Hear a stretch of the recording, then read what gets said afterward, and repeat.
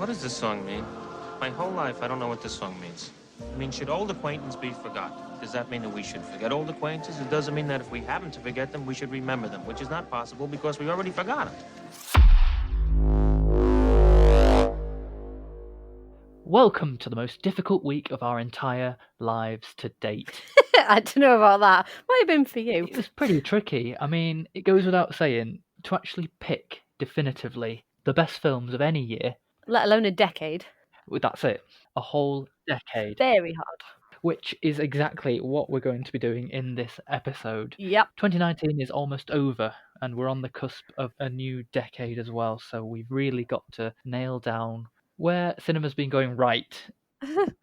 Not only that, though, the next time we'll be recording, the Golden Globes will already have happened. It's coming around extremely fast. The whole year has just gone in a blink of an eye. Keeps us on our toes, though. It does. Yeah.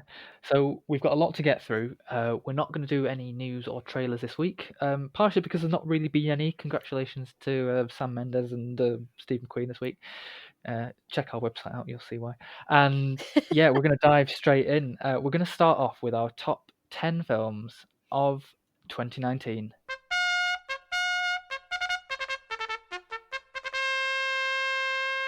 I might add this as objectively as well, because I always have two lists every year, because what is probably the best of the year is definitely not my favourite. Mm-hmm. So I'm going objectively, but it's not my personal favourite list. Okay, me too. I do like an all things considered approach. That's anything from quality, originality, memorability, importance, innovation, all that kind of stuff, and a little dash of personal preference as well. So yeah, Okay. mine's an all things considered. Shall I start? Yes. And we'll do 10 to 6, Mhm. and then we'll meet in the middle and carry on from there. Yeah. Regretting it deeply already. No, I'm joking. My number 10 is a film that I don't think a lot of people saw. That was Beautiful Boy. Yeah, I didn't see it. You didn't see it.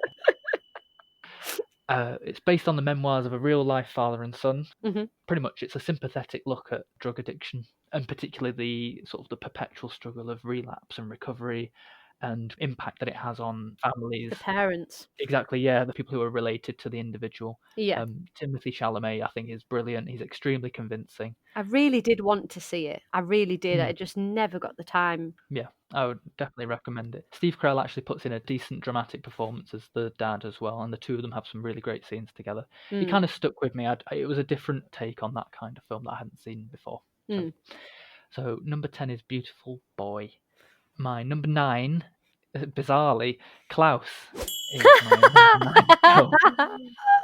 That makes me so happy. I don't really like Christmas films. I don't really like animated films. That's why it makes me so happy. I have to say, though, it is one of the best Christmas films I've probably ever seen. And surely it's one of the best that's come out in the last 2 decades, I guess. I really hope it becomes a classic. The animation style felt really fresh, really unique. It took a story told countless times before, and they reframed it as a really original and unexpectedly plausible alternative. So I would absolutely recommend that. I'm so happy. I'm glad you're happy. I really did enjoy it. I came out and I was like, hee hee. You've actually enjoyed a film that I've recommended, so I'm really pleased. 100%. Number 8 then. I mean, I don't want boys to be a theme in my top 10, but I'm afraid it is. So number 8 is Boy Erased. That's not funny. Sorry, no, it was more the boys thing. I wasn't laughing at the film. You won't be laughing when I remind you what it's about. No, I'm not laughing at the film. I'm laughing at the boys' comment.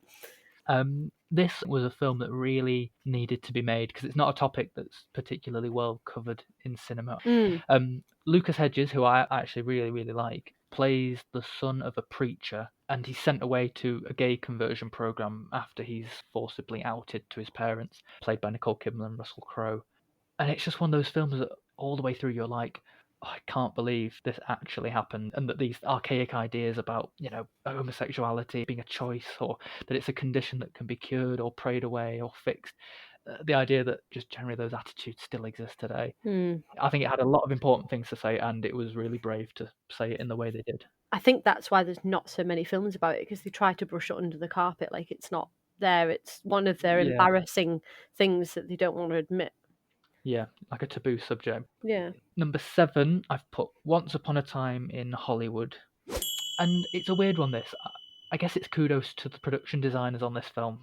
For the entire duration, you believe that this really is 1960s Los Angeles. And not only that the characters exist there, but you feel like you're there as well, in a sense. Yeah. You spend a lot of time there as well, because the film's pretty long. That was one of the most impressive parts about it, the production design. Yeah. I mean, it's Quentin Tarantino, so you can always expect that his dialogue's going to be it's always very casual, isn't it? And I think that only added to the sense that you were in a real world with real people. And I also like how he sometimes makes subtle revisions to historical events as well. So there's always like a real versus not real conflict at moments in the film, which I think is interesting. And to round off the first half of mine, number 6 is The Irishman. And there's not a lot to say about this, really. It's the return of a classic Scorsese film. And he knows the genre so well and his own style so well that you can't really go wrong. No. The cast is a standout in this film. It sort of marks his reunion with Robert De Niro, doesn't it? And Oh, yeah. Joe Pesci's come out of retirement, and Al Pacino does a great supporting role as well. All nomination worthy this year, I think. I'm yet to see it, but I'm looking forward to it. Yeah. Once you've seen it, you'll feel like it just joins his gangster film classics. I know you're not too into them, but you'll see that it's on par with a lot of them. Oh, yeah, absolutely. Okay. Mine's a little bit different, but we have one matching. Oh. So, my number 10 was Knives Out. Now, I'm going to say now it's number 1 on my personal list. That's good to know. Yeah.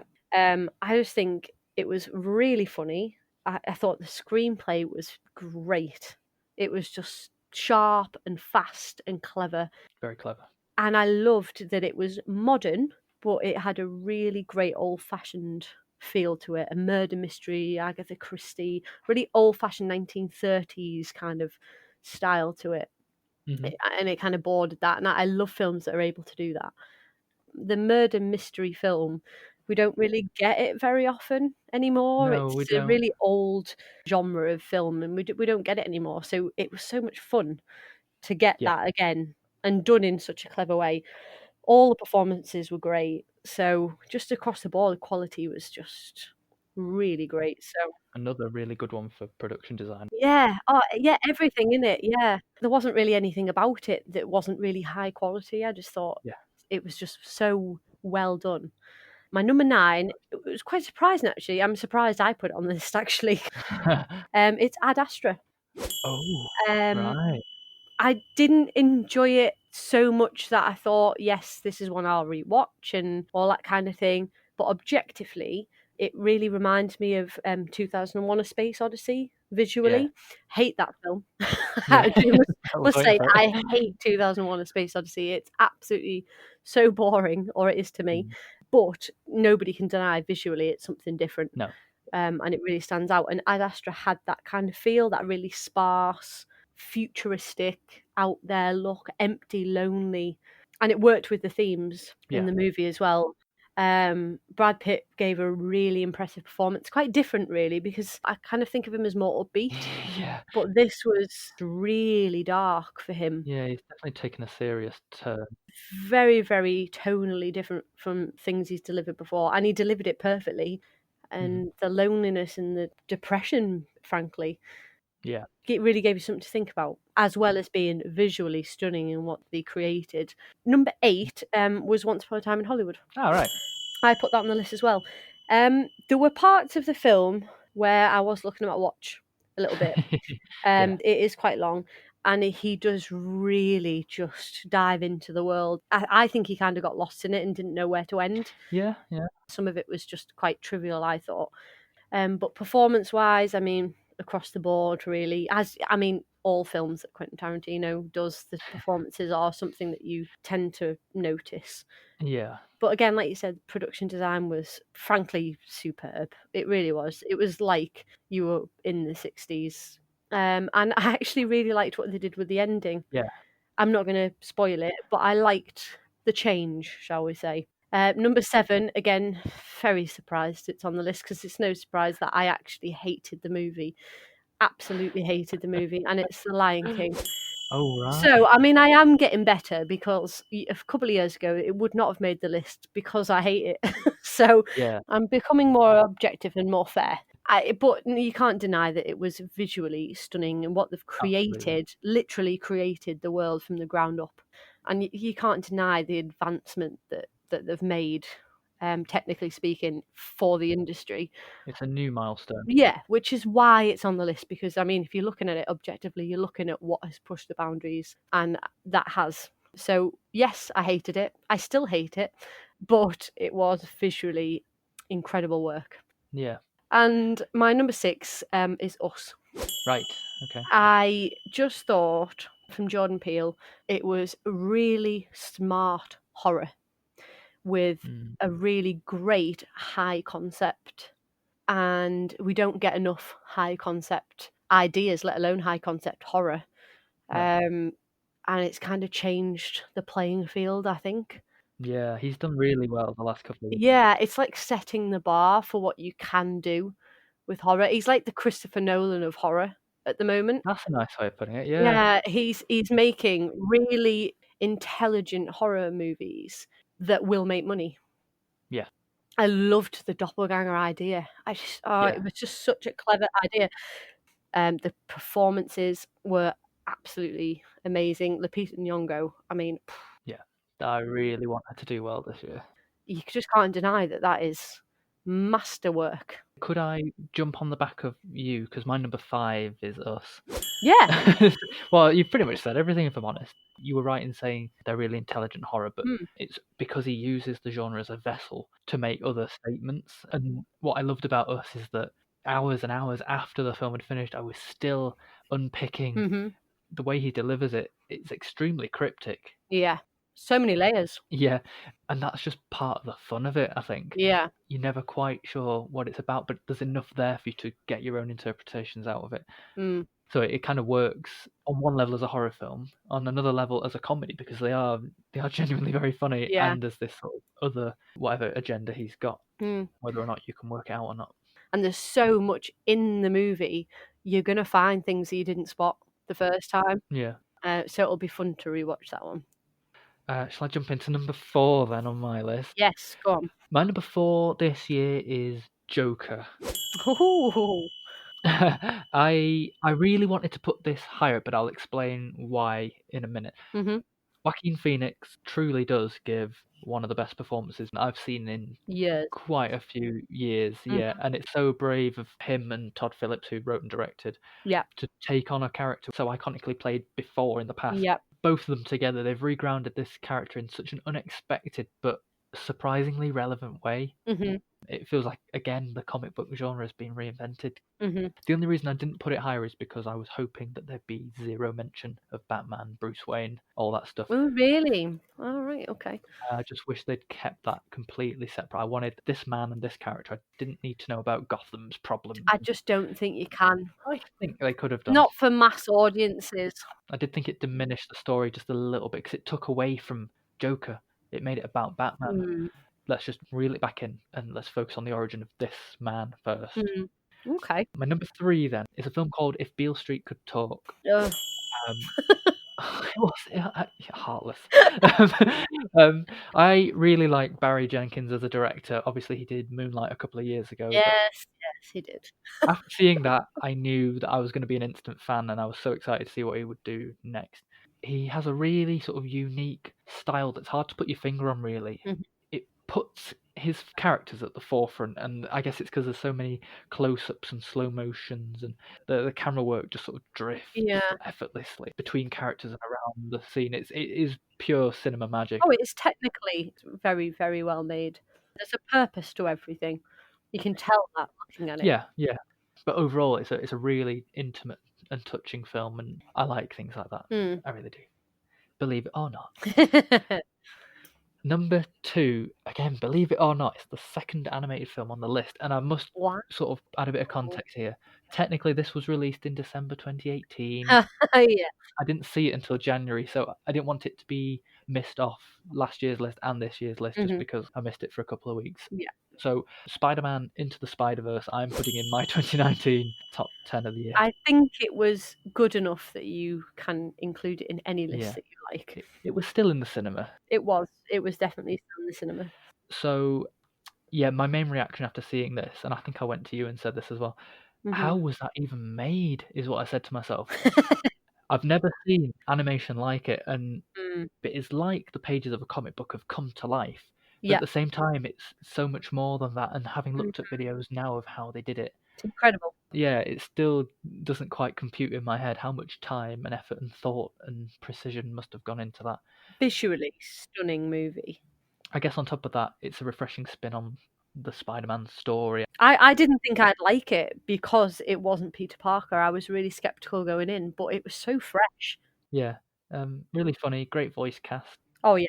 Even though I maybe wouldn't rewatch it, I think story-wise it might wear off a little bit if you watched it too many times. But Maybe. in terms of animation, it's one of the better animated films that I've seen. Oh yeah. Do you want to catch up and we'll meet at the end? Yes, we'll do that. Okay, so my number 5 is The Favourite. Oh yeah, that came out. I think it has to be on the list because, well, I mean, Olivia Colman won Best Actress for it this year. Yeah. It was a very good performance, and so were all the rest. Across the board, it was just full of great performances, and it was so different. It was such a different spin on a film like that. It was bonkers. Yeah. The wall, bonkers. Technically, it was different. I mean, it was like we said about Beale Street. Everything had a purpose. Every shot was completely thought out, and you could tell watching it. Yeah. That everything had been thought about, that it had been put there for a reason. It made you notice the style as well. It drew your attention to it. Absolutely, and I think that's one of the reasons why it's got to be there. It was very, very memorable. I do really remember that one, and it was all the way back at the beginning of the year. So that's my number 5. My number 4, I actually watched yesterday. All right. And it's Marriage Story. Ah, okay. With Adam Driver and Scarlett Johansson. Yeah. It was just so realistic. The performances were fantastic. They really were. You felt that they were really married, that they were really going through it. This is a couple who are both artists in the entertainment business getting divorced, and it is based on his divorce. And you could tell, because only someone who's gone through this could write that. Yeah. The things about it that really hit home the most was the bond that was still there. Like, there's a bit where she ties a shoelace. Yeah. And there's bits where they do things for each other just because it's that rhythm that they've had because they've been together for 10 years, and you can't just stop that. Things don't always work out how you think. Yeah, you're so used to being together, like little things. It was tiny things that they still did. Yeah. And that's what made it really realistic for me. And I just thought it was so, so well done. Adam Driver is fast becoming one of my favourite people. Me too. He's having one hell of a year. I haven't seen the report yet, but I am really, really looking forward to it. I think you'll really enjoy it. He's one of my standout things of the year, is Adam Driver. Yeah. Scarlett Johansson was very good. I could take or leave her, really. I felt somebody else could have maybe done this role, but she did perform it extremely well. Prior to today, we couldn't talk about it because you hadn't seen it yet. My only gripe with it was just there were some odd directorial decisions which I just think pushed it a little bit over into the pretentious side. I think it could have just reeled that back in a little bit. He's done it as from an artist perspective, so I can see why those things are there. Yeah. When so many aspects are so realistic, those other more artsy aspects kind of took away from it. But then people like Adam Driver managed to bring it back again, which I'm glad he did. Yeah, I'm glad we both enjoyed that one. Yeah. Number 3 for me, which made higher than your list, I'm very surprised, was Joker. Only just, yeah. I thought you would have it higher. I'm quite surprised. But I had to be realistic with myself. I just think, as a whole, I think this film took everybody by surprise. Yeah. It was extremely hyped. Everybody was talking about it. I mean, it was the thing that people were talking about. They were waiting for it to come out to see. And it delivered. Yeah, it really did. He was exceptionally good. And if he doesn't win the Oscar, there's probably something really wrong with the system, because he he has given the standout performance of the year. And I mean that across the board, actresses as well. I think he has outshone everybody. Yeah. And Todd Phillips has been slammed a little bit for this, and I'm really not sure why, because he's made some really interesting choices, all very stylistically done, but fitting within the tone that you wanted the film to have. The score in this was very, very memorable, and it really stuck out in the film.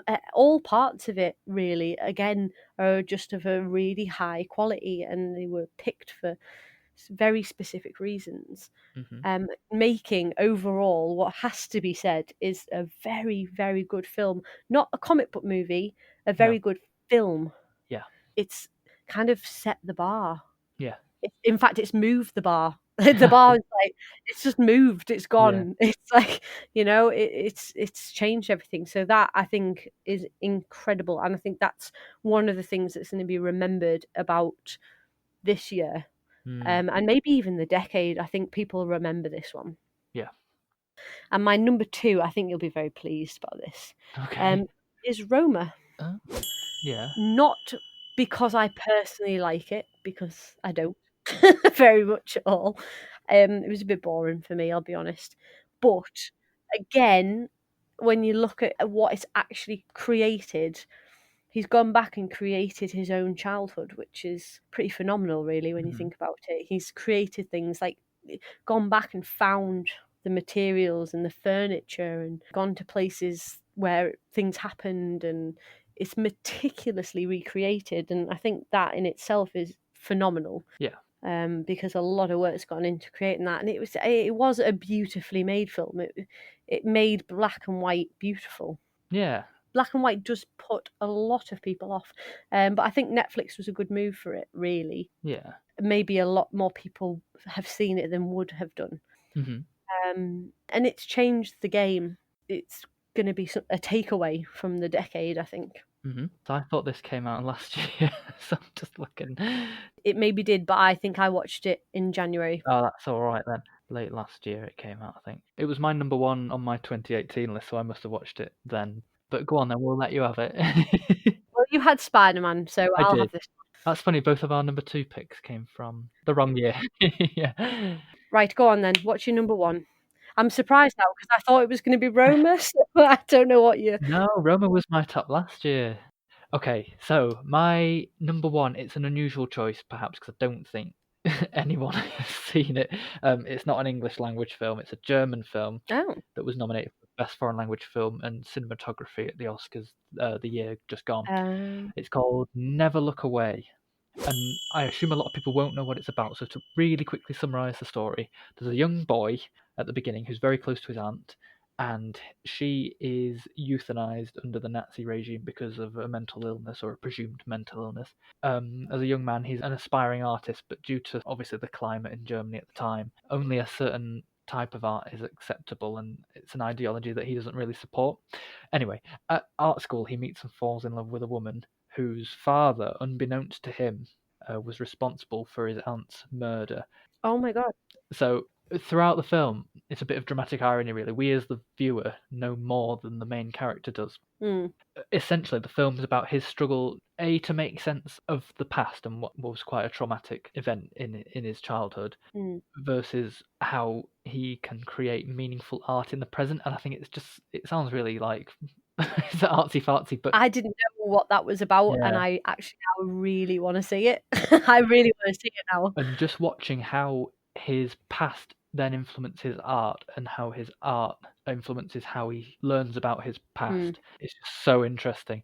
I looked this up, and it's described as a coming-of-age romantic drama film. It really took me by surprise. Story, style, performance. I really recommend anyone see it if you can. I know it sounds boring that it's German and it's subtitled. That's not boring. It shouldn't be boring. Yes, it shouldn't. I did a foreign language film as my number 1 last year, so this film's called Never Look Away. Wow. I absolutely loved it. There's so many different aspects, and the guy's actually really doing the art as well, so that's really fascinating to see. Wow, I really want to see that now, actually. You've really sold me on that.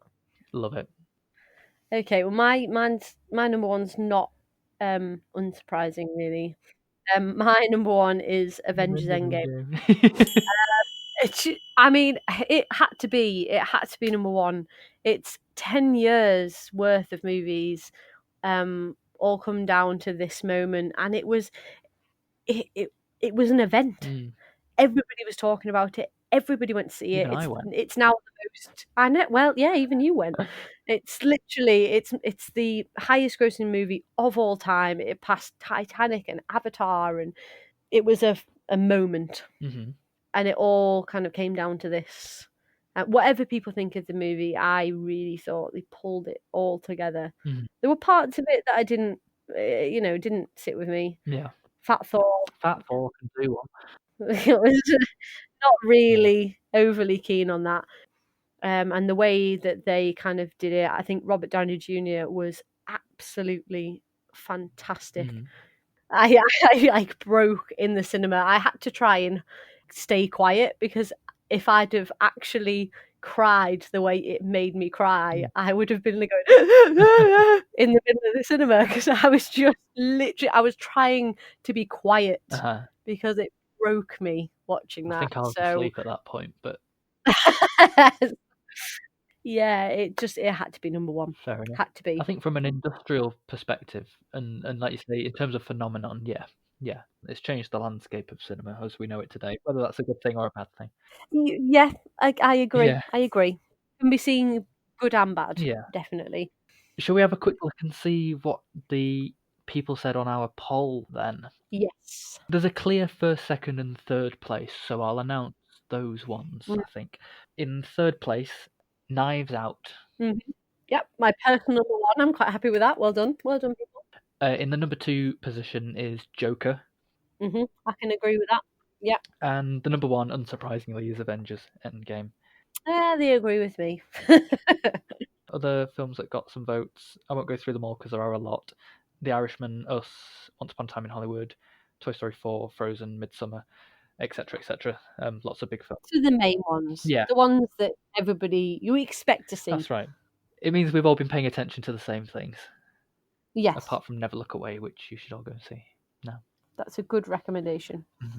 So we should probably then talk about the top 10 films of the decade.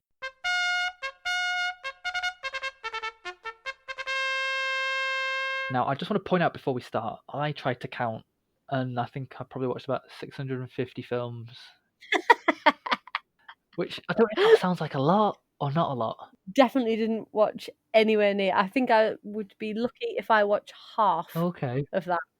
That probably means your lists were easier. So, top 10 of the decade. Let's get these out of the way, because this has been a stressful old week getting these together. Could very easily move these around, if I'm honest. You're probably the same. Yeah, absolutely. So the placement isn't so much the factor here. But my number 10, I've put The Theory of Everything. Okay. Biopics, I think, are hard to pull off at the best of times, but tackling the life of Stephen Hawking must be up there with the hardest.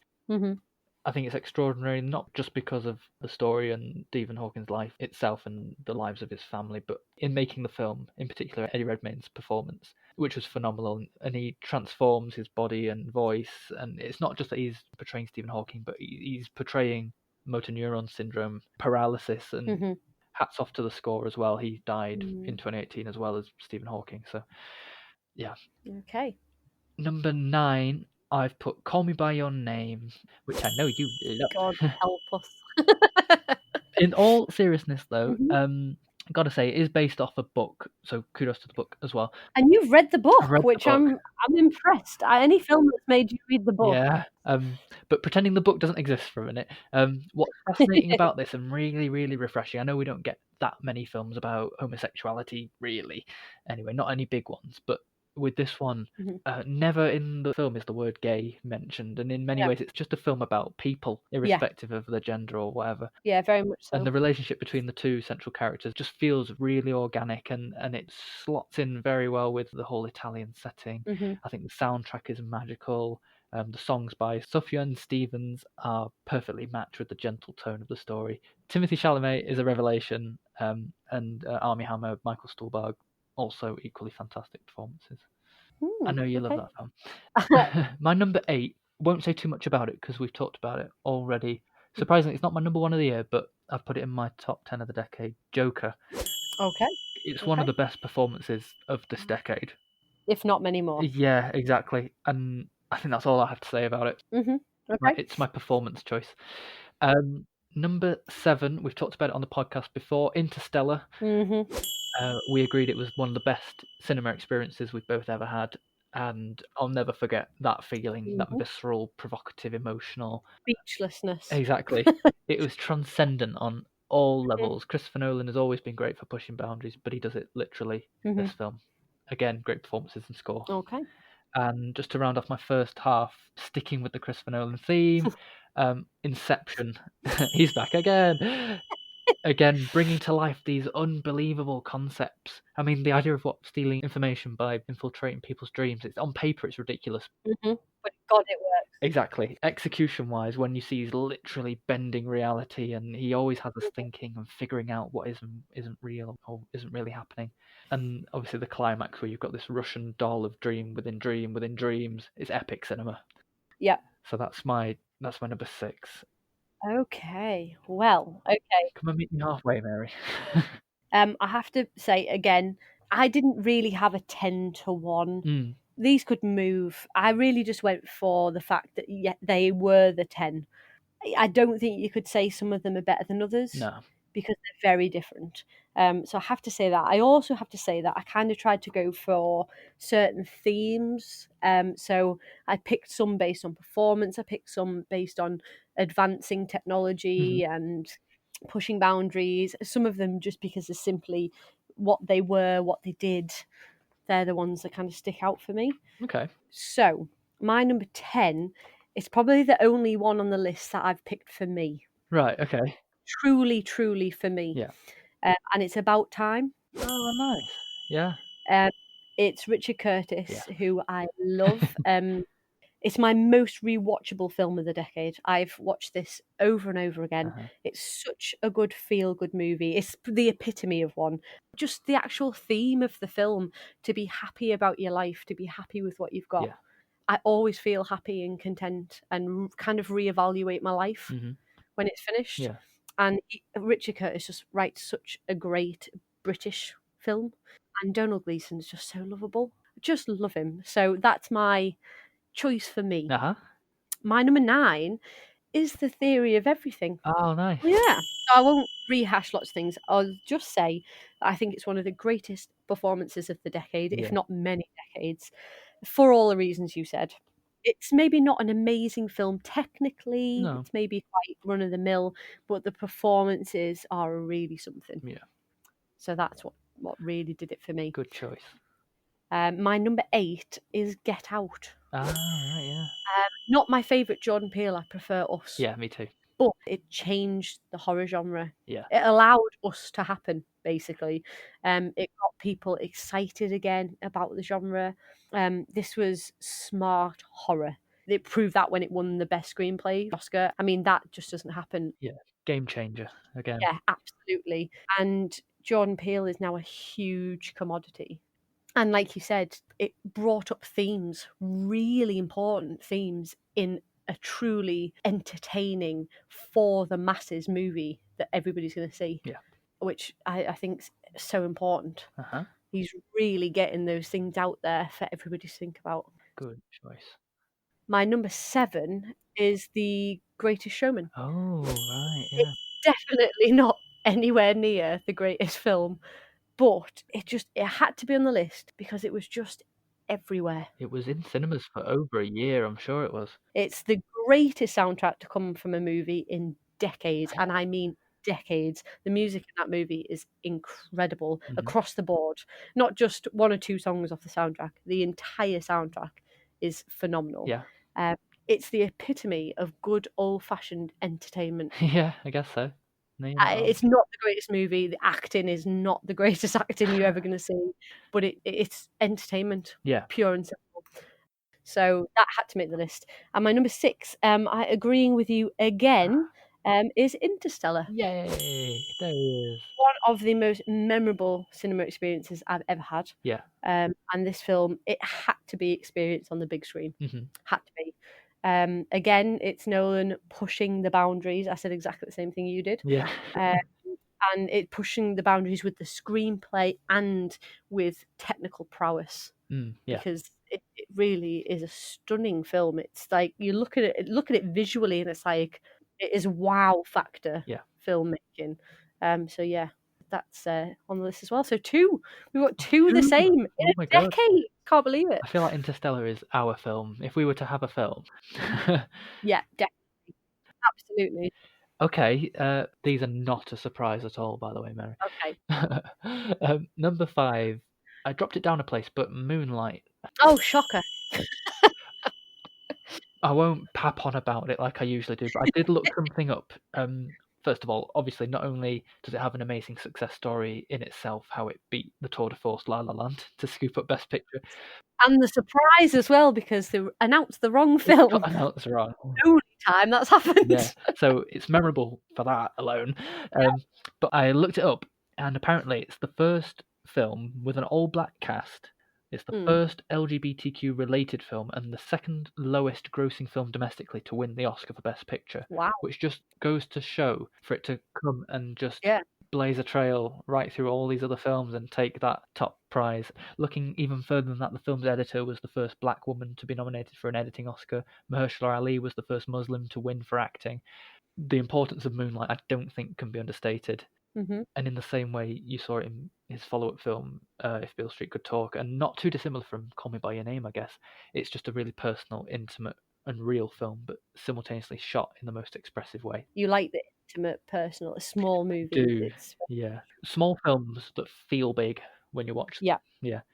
Perfect example of style servicing story is what I've written here. That's what I really like. My number 4 is Dunkirk. Christopher Nolan's back. Okay. Just to sum it up, Christopher Nolan, practical effects, that ticking clock all the way through, jumping between different perspectives and periods of time. So you've got a week of time spent on the land, 1 day spent at sea, and 1 hour spent in the sky. It's still got that Christopher Nolan kind of time aspect in there. 3 Christopher Nolan for you. Yeah. He's like your guy of the decade. He's my guy of my life. Yeah. It was intense, nail biting. It's one of those films you watch in the cinema and you've got sweaty palms, clenched fists. I was on the edge of my seat, pretty sure a drip of wee went down my leg. I don't know if it will have the same effect outside of the cinema, which is unfortunate for those people who didn't get to see it, but I think it's also up there with one of the better war films we've had in recent years. So my number 3, again, you can move these around a bit. Birdman. What I love about Birdman, it is bonkers, but shoot me. Unravel all that. No, I don't know. Okay. This is directed by Alejandro González Iñárritu, and you can just tell that he's had complete creative freedom here. It's not really based off anything. The style's kind of very new and fresh. That whole idea of having the one take, and it's just confined to like the backstage and the dressing rooms and the stage and the streets around this theatre. And it just sort of bumps into and collides with all the people that you meet along the way, who all happen to be related to Michael Keaton's central identity crisis story. I just love it. Like stylistically, it's so unique and so well executed. Love that. Which brings me nicely into my number 2. It's the same director, The Revenant. I've put as my number 2. Okay. Translate that style from Birdman and move it outdoors. Add some action scenes in, really long extended sequences that play out across vast landscapes. Punish your actor. Punish your actors. Well, I was just going to say, Leonardo DiCaprio actually pulls out all the stops for this performance. Oh, God, yeah. Absolutely. Tom Hardy is a really underrated, menacing villain. Not enough people talk about this film. It hits every mark from a filmmaking perspective for me. Direction, performances, screenplay, cinematography, editing, sound, visual effects. It's kind of got a bit of everything, and it's a masterclass in filmmaking. It's kind of like was talked about a lot of the time. Yeah. And then it's disappeared. And I don't want it to. I definitely need to rewatch it. I've actually got it. I've got the Blu-ray. Oh, nice. So I definitely think I need to rewatch it. Love it. Again, quite small. It feels small, but plays out big. Oh, yeah. Love that. Okay. All right. Come and meet me. Okay. Mine's slightly different. Okay. So, number 5 for me is Toy Story 3. I nearly put it as my 10. It's animation at its absolute best. Yeah. It's an amazing sequel. When sequels, especially in animation, are usually not in the same league as the original No. or anywhere near. A lot of sequels are like straight to video for animation, or they're just not the same. Yeah. This surpasses things that the original did, not just in quality and the animation having advanced so far, but it's a perfect script and it's a perfect ending to an exceptional trilogy of films. Agreed. In general, Yeah. not just animation, just exceptional trilogy. I like the fourth one, but I really do think that they should have just ended. They didn't need It was it. a perfect ending. Yeah. I've never known a film round it out and finish the journey so well. Exceptional. Yeah. My number 4 is Gravity. Ooh. Again, it's not my favourite film at all, and I haven't seen it since I saw it at the cinema. It's a bit forgettable, really. I think another one, it's a little bit like The Revenant. It was really big and it was talked about because of what it did technically. Yeah. But it's disappeared since then. Yeah. And this, it doesn't have the most kind of amazing story, really, but it's proved how far filmmaking's advanced Yeah. in that time. It was technically unlike anything that had been done before, so that's why it's made the list. My number 3 is La La Land. I thought you'd have this. It was a mix of modern precision filmmaking and classic old school filmmaking, and Yeah. it bridged the old and the new, which I always really enjoy because obviously I live in the modern, Do you? but I really like old fashioned. I do. It's very present, but I really like old fashioned things. So that kind of thing really works for me. But it is actually a truly stunning film. It's Yeah. got some It is. amazing set pieces. The music and the score is fantastic. It's by the same people who made The Greatest Showman, and it had fantastic performances in it. Emma Stone went on to win, and Damien Chazelle, he is incredible. He's a genius. Yeah. This was following up obviously on Whiplash, and he's gone on to make First Man, which was not seen enough. It just wasn't. And he is one to watch. He's definitely, he's come into this decade, and I will see every film he makes. Yeah. Nice when you get that. Whatever it is, he's going to do it different. He's going to do it fresh and amazing, and I really do get excited for that. So that's my number 3, and my number 2, agreeing with you again, Inception. Yay! I think this really shows Nolan at the height of his powers, and how the high concept, intelligent movie can still be incredibly entertaining and successful at the box office. I like that. Before this, you didn't really get that. I think this was the one that really showed that high concepts could work, and that has paved the way for other high concept ideas that are extremely intelligent but work on an entertaining box office level. It's my kind of film. It is a fantastic film.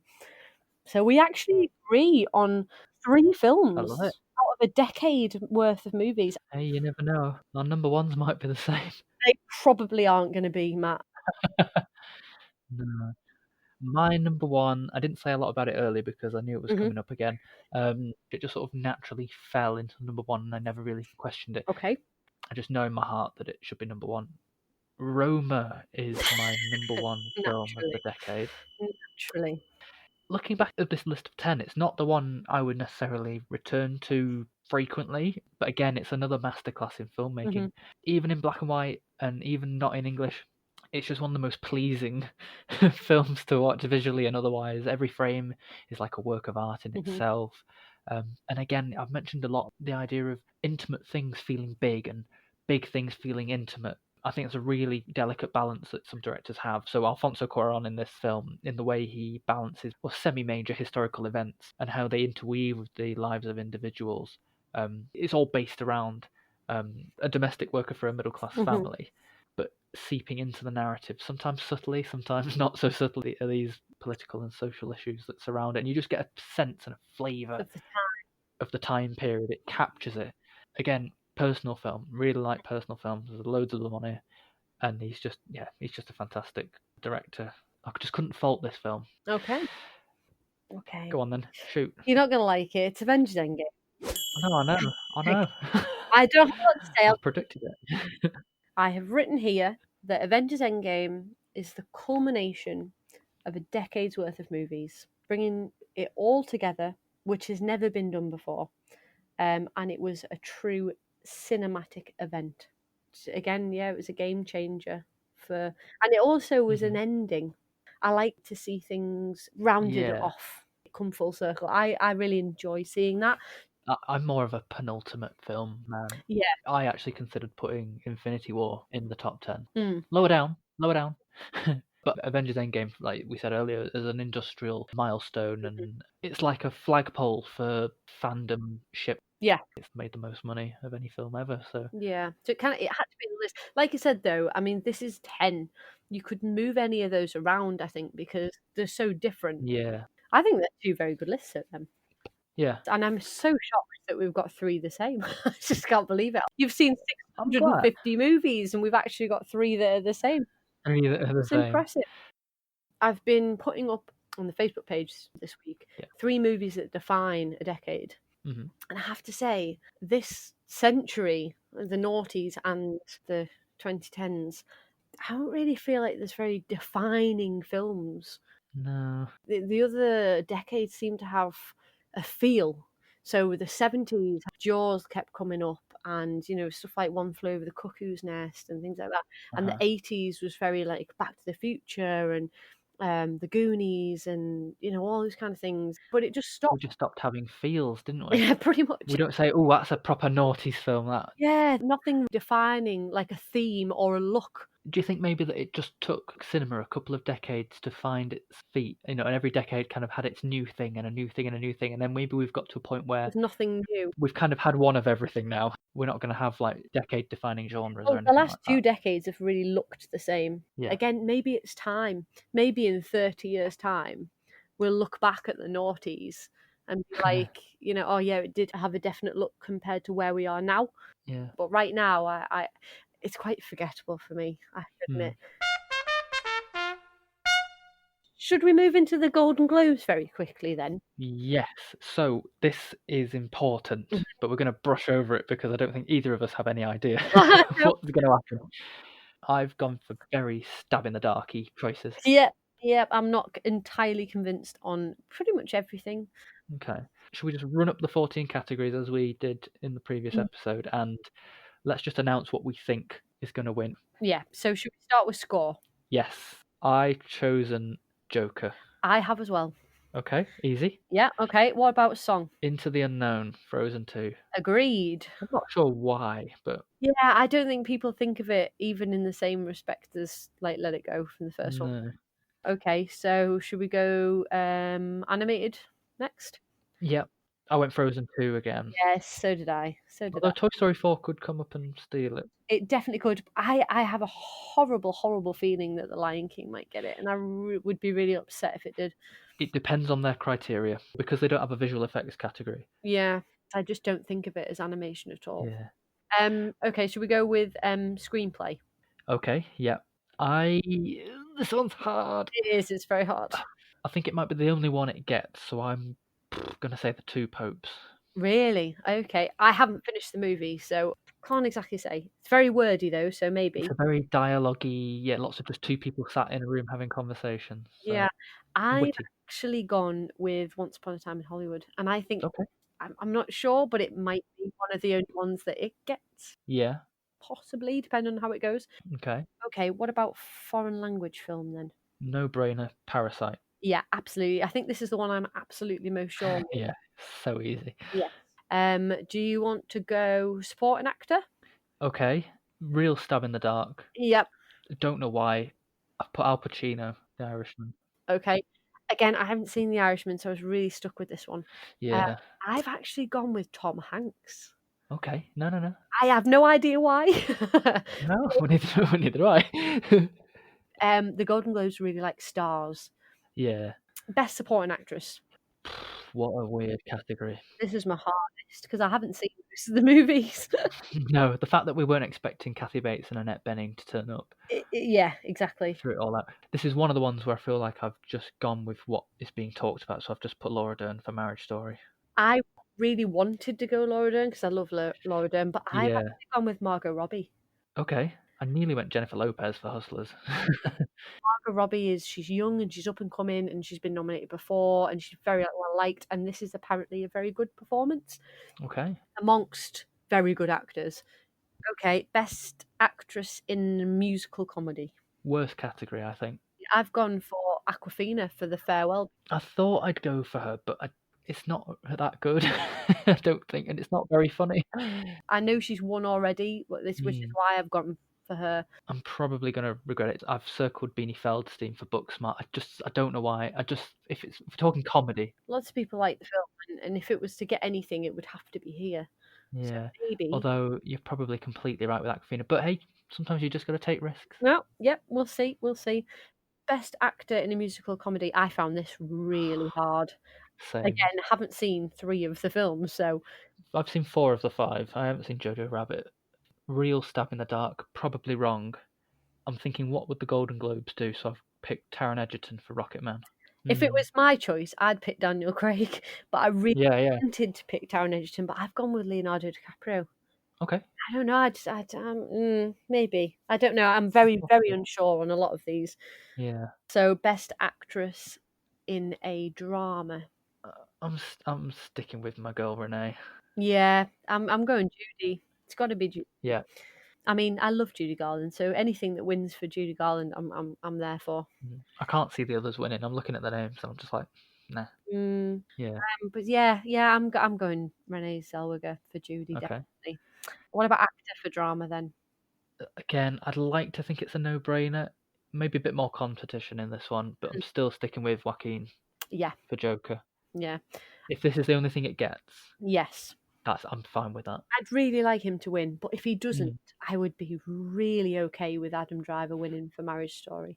Okay, should we go best director now then? Yeah, this is a hard one. I've gone Martin Scorsese, The Irishman. Have you? Okay, Yeah. okay. I've gone Sam Mendes. Have you? I have. Sam Mendes. Technically, I think war films just really tend to have it going, don't they? And especially with everybody's talking about this whole doing it in one shot thing, and I just think this might have the edge. So, best picture musical comedy. This was so hard. I think it might be random. Knives Out. Okay. Knives Out. Oh, I'd love to see Knives Out win it. I think the critics love it. They might latch onto something that's new. I haven't picked that, but my God, I will jump if that wins, because I will be so happy. I've gone with Once Upon a Time in Hollywood. Okay. Yeah, and the last one then, best picture drama. Circled one, then crossed it out. Okay. I circled Marriage Story, but I think that's more of an Oscar thing. Yeah, it's an outside choice, I think. I went back and did The Irishman instead. Okay. I have gone with 1917. Have you? I have. Oh, see, if that wins, I'd be jumping out of my seat. I'd be really happy to see it win. I really would. So yeah, that's the Golden Globes then. And we'll be reacting to the winners in our next episode, which will be our first of 2020. The BAFTA nominations should also be out by that time, so hopefully we're going to be reacting to the release of those as well. It's really starting now. So you've listened to us pap on way too much today, so let's really quickly recommend a film. I think it'd be nice if we both recommended one that's actually in our lists, if we can. It is in my list, actually. Yes. It's Marriage Story for me. I only watched it yesterday, so it is still fresh. But the subject matter, what it was actually about, it felt like real life.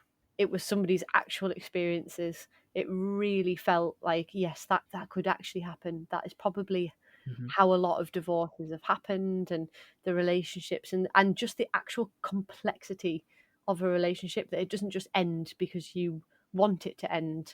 There are certain things that tie you to a person, the time that you've been together and the way that you know each other and the intimacy. So yeah, that one for me, I think everybody should watch that. It's on Netflix as well, so it's really accessible. No excuses. No excuses, unless you haven't got Netflix, in which case you have an excuse. I'm going to recommend, just purely based on your reaction today, I'm going to recommend my number one of the year, which is Never Look Away. Mm-hmm. I don't know how you're going to get a copy of it, anyone, but if you can find it Mm-hmm. online or whatever, do try and watch it. There's a really good story going on in this one. Mm-hmm. Yeah, I've got nothing more to say about it. I really thought it was very, very good. And You sold it well. Definitely sold oh, it well. thanks. You did. I really want to see it now, actually. Please do seek that out if you can. And let us Let know me what know. you thought of the list and what your top 10 would be. Absolutely. Where does it differ from ours? In general, please keep your survey responses coming. We really, really appreciate that. It's so interesting to find out what you say compared to what we say. And most often you match what Mary said. What But hey, can I say? you're the fans. I'm with the masses. What can I say? I'm just an academic. I'm joking. I'm not. Right, okay, so next time we speak to you, as we said, we're going to be reacting to the Golden Globe winners and the BAFTA nominees. And where can you find us, Mary? So you can find us on Facebook and YouTube at CineChat Podcast. You can find us on Instagram at CineChat_official. You can find us on Twitter at CineChatPod. And we are on Spotify, iTunes, and Spreaker. And you can email us at cinechatofficial@gmail.com. Yay! Yay! Please keep interacting with us. We really want to get everyone talking about film. Yeah, we love to hear what everybody's got to say.